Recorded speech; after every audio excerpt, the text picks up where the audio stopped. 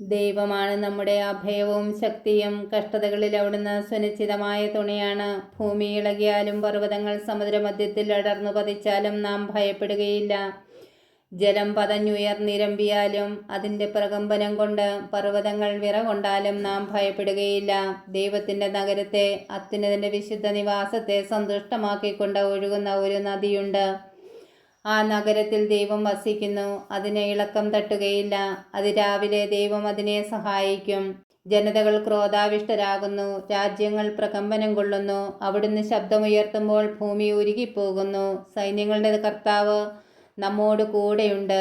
യാക്കോബിൻ്റെ ദൈവമാണ് നമ്മുടെ അഭയം. വരുവേൻ, കർത്താവിൻ്റെ പ്രവർത്തികൾ കാണുവേൻ. അവിടുന്ന് ഭൂമിയെ എങ്ങനെ ശൂന്യമാക്കിയിരിക്കുന്നു എന്ന് കാണുവേൻ.